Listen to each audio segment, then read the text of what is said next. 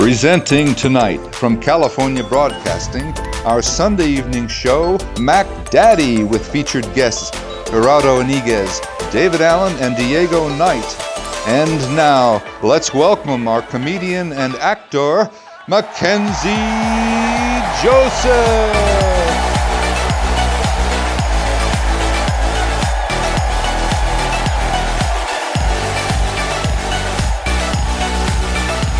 Hey, how are you doing tonight? I can't hear you. How are you doing tonight? Wonderful. To get started, let me tell you a secret. When I was a kid, I always wanted to be a hero. But what I noticed, there are two types of heroes. The one who doesn't live to tell the story, and the other one, me, Mack Daddy, who is here tonight to tell you the story.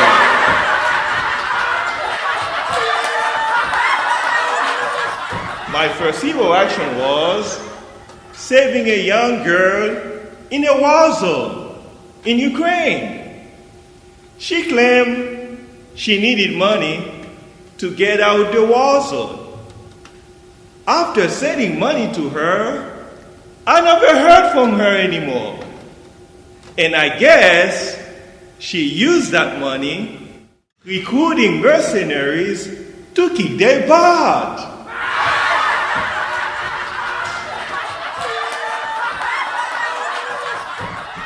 My second hero action was working at Pemex, a Mexican oil company.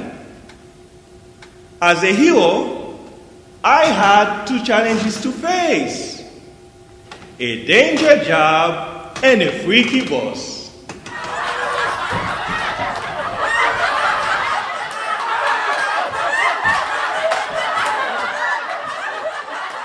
Playing a hero in Pemex wasn't easy, because every time I scolded someone not to smoke in the area, there were 6 of them waiting for me outside to get me.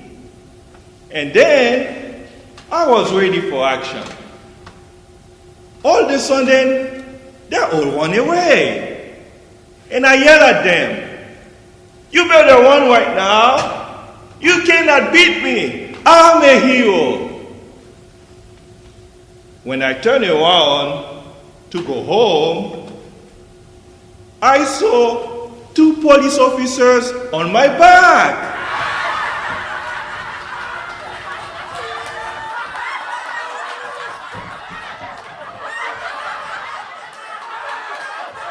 Speaking of police officers, not everybody like them, but I'm a hero.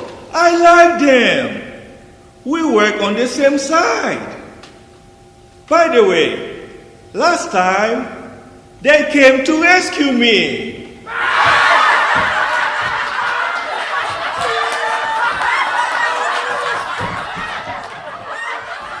Long ago,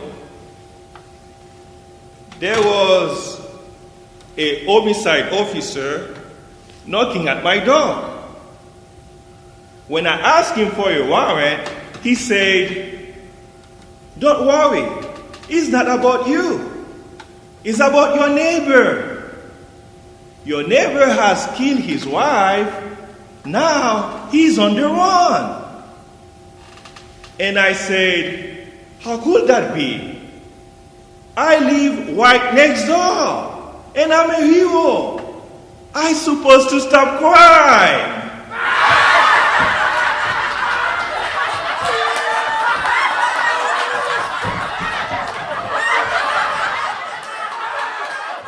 Speaking of heroes,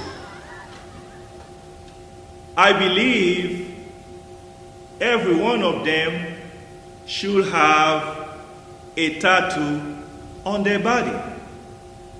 I get mine when I first started.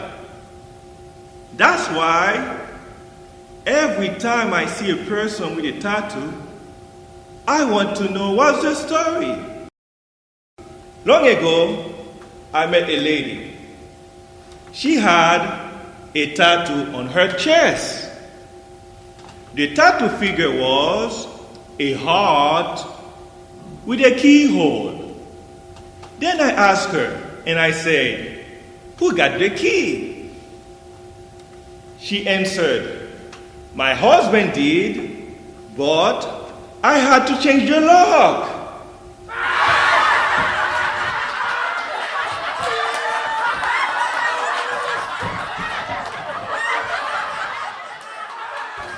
As a hero, I always try to save lives. And also, I try to save my mother-in-law. Me and my mother-in-law, we never get along. Because she was a gold digger. One day, her daughter came to her and said, "Mom, Mack took me out for dinner tonight, and he introduced me to his friends." Then her mother said, "Does his friends have money to take care of you? If he does, you better hang out with him." After my girlfriend told me that story, I'm a hero. I thought I could fix her. But it turns out a hero cannot fix everything, especially when it comes to someone like her.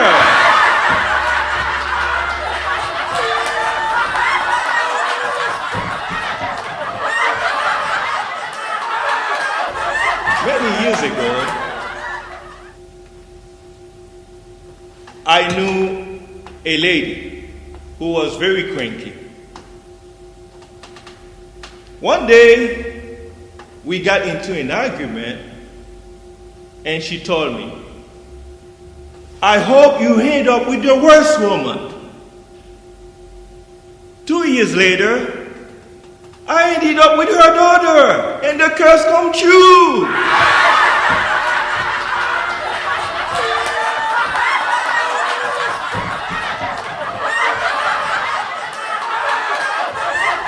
Cranky people might be a problem for our society because they have multiple personalities. One day they act normal, and the other day they are cranky.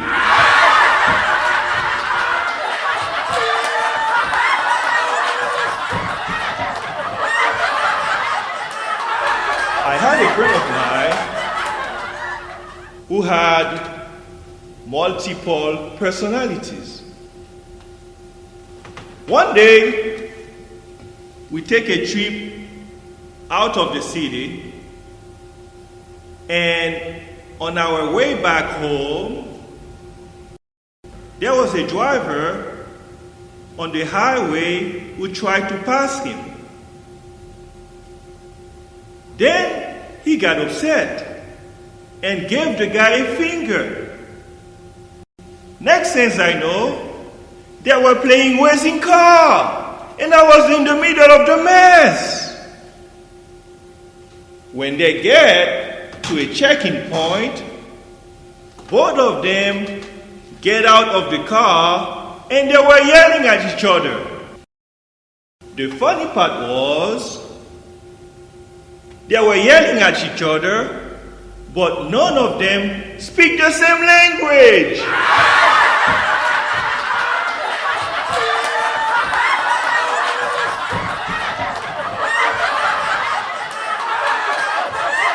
Yes, cranky people might be a problem for our society, as well as the consummation of drugs.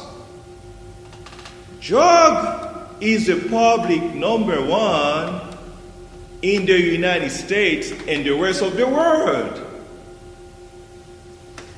It's such a pity to see the damage it causing in our society. Even so, in 2012, Colorado legalized the consummation of weed. And when that happened, all the junkies took the street to party.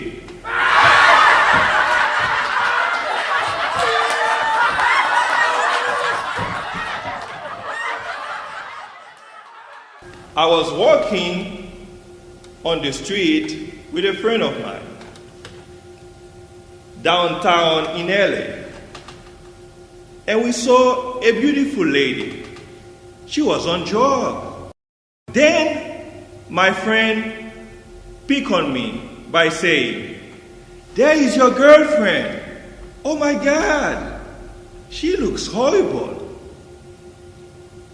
Then I replied to him and said, "You see, that's why I didn't marry her."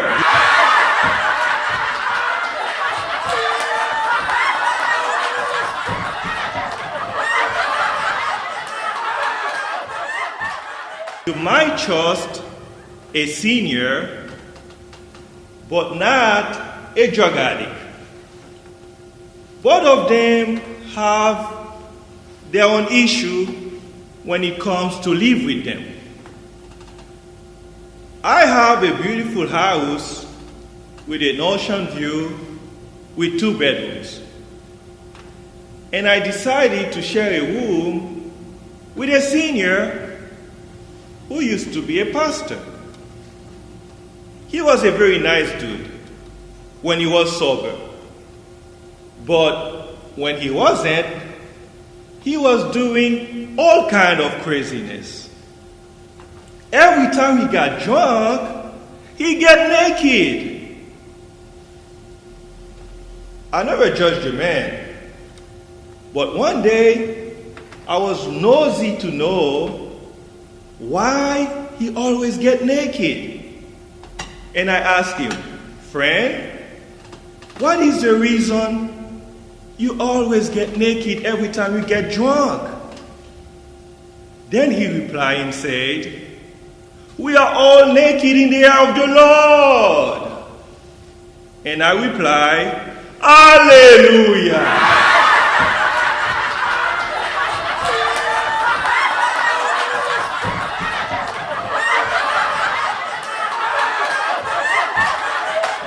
My second roommate was a drug addict. People advised me not to take him in my house. But I believe everybody deserves a second opportunity, and I gave him a chance to have a room in my place so he can enjoy the beautiful view to the ocean. To him, he was doing me a favor. He was paying me rent. But I was the one doing him a favor because every time he was around, I felt like I was living with the enemy.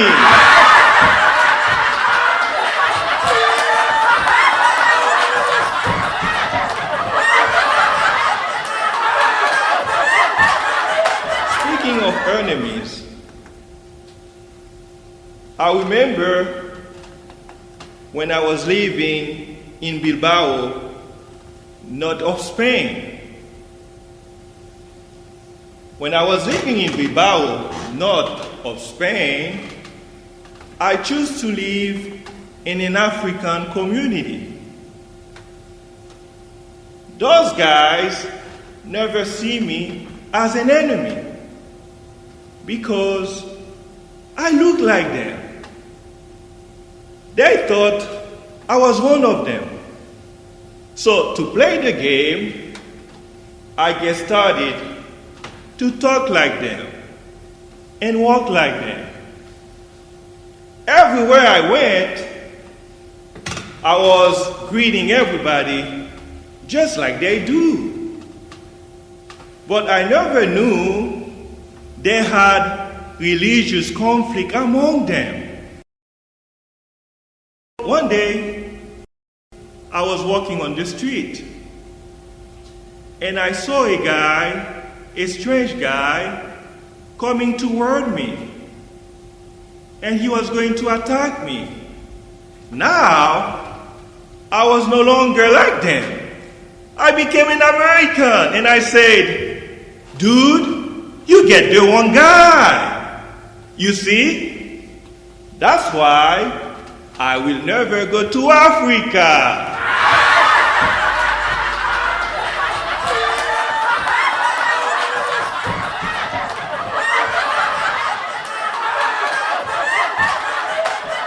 When I was living in the UK, that was another story. Living in the UK was great. I chose to live in a hostel to connect with other people from different countries. That was the best part. But the worst part was when everybody was sleepy, when someone was not snoring, the other one was breaking gas.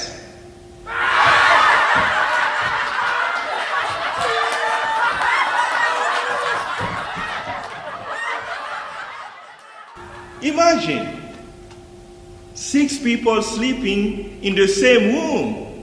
How terrible that could be. So, Kevin and I, we decided to search for another house. And we found another house in Bethnal Green.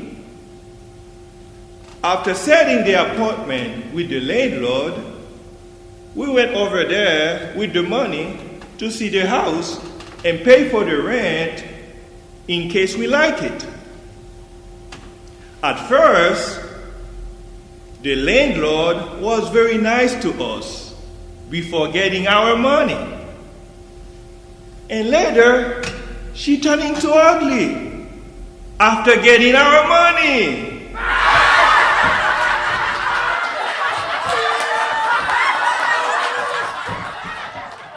One day, an inspector was coming to check on the house.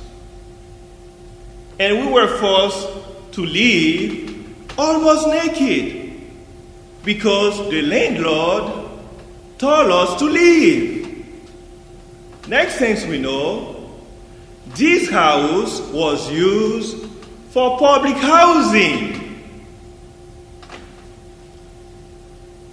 In the United States, everybody needs to play by the rules.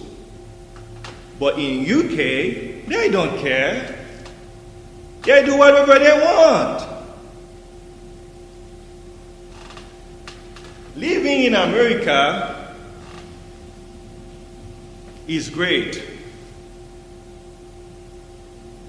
But men must and should be careful with women because the government has all kind of violation to get a man down financially.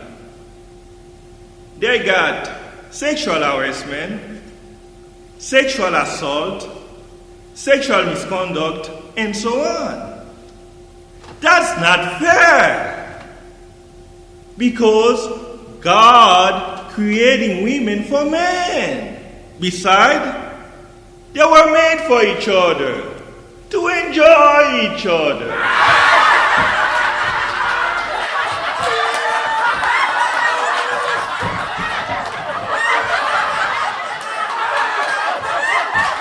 When I travel to South America, I feel free to flirt to any beautiful lady that I like.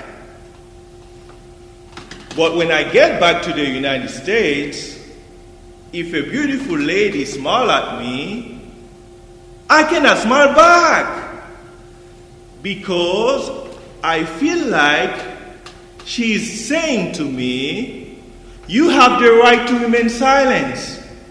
Anything that you say will turn against you.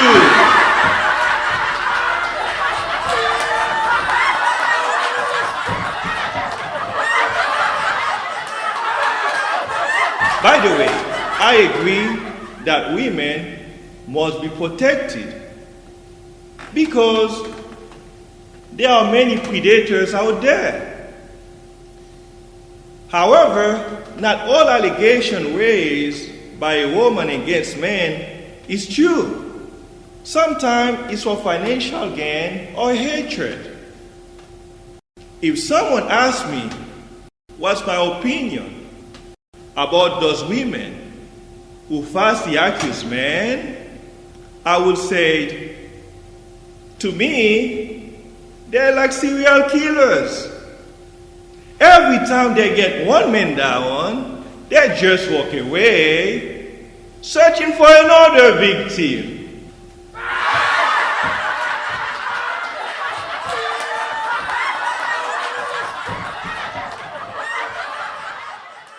20 years ago, I was a victim. Something terrible happened to me. From the other side of Texas, there is a city called Tampico, Tamaulipas. That was the first city I first visited when I was 21 years old in Mexico. Back then, I didn't know any better, but I had a friend of mine. His name was Tino. He was from the city. One day, Tino and we decided to go and take a walk in the park. Meanwhile, we were taking a walk in the park. There were two beautiful ladies running around, and they were flirting at us. They did it one time, and the second time they did it, I went straight to one of them and kissed her. When I was kissing her, I saw Tino tried to tell me something, but I could not figure out what he was about to say. So I continued kissing her. In order to continue with our conversation, I invited her to come with me sitting under a tree. When we were sitting under that tree, I put my arm around her, and I discovered that it was not a woman. It was a man who pretended to be a woman.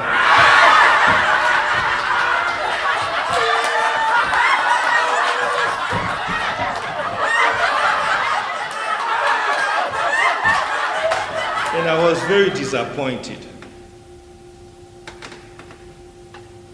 Then Tino and we decided to leave. On our way back home, I told Tino, I could not believe there were men. And Tino said, I tried to warn you, but you were too busy to listen.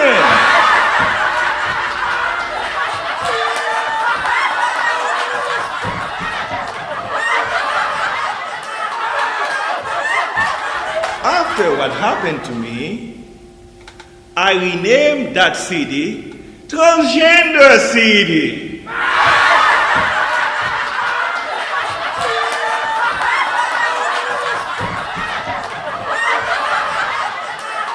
They say ideas are free. I disagree with that statement because I pay a high price with sleepless nights every time those ideas came to me. However, not everybody respects intellectual properties.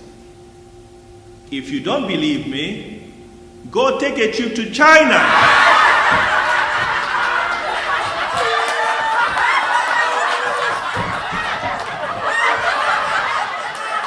Here in America, when someone wants to steal your idea, they do it professionally. One day, I look over the internet, an announcement that said, TV show ID wanted. Then I take the phone number and call the TV station. After setting my appointment with the TV station, I went over there to share my ideas. After sharing my ideas with the manager, he said, "Wow, what's a wonderful idea. Did you copyright it?" As I was too busy to get a deal with the man, I didn't answer that question. Then he said, "I'm sorry. My agenda is full right now. Maybe next time." 2 years later, I was watching TV and I saw my TV show. I could not believe it. Then I called my lawyer and asked him to pay them a visit. When my lawyer got there, he gave them a notification of cease and desist. In that notification, I left a note for the manager that says, "I'm sorry, my agenda is full right now. Maybe next time."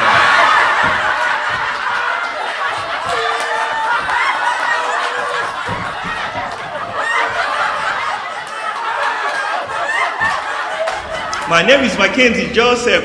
That's the story of my life. Thank you. Thank you. Thank you.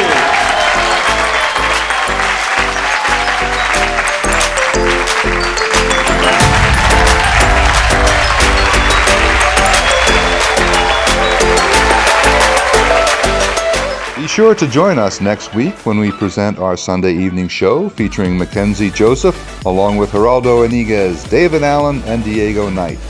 So, for now, from California, on behalf of Mack Daddy's Show, thanks for joining us and see you next week.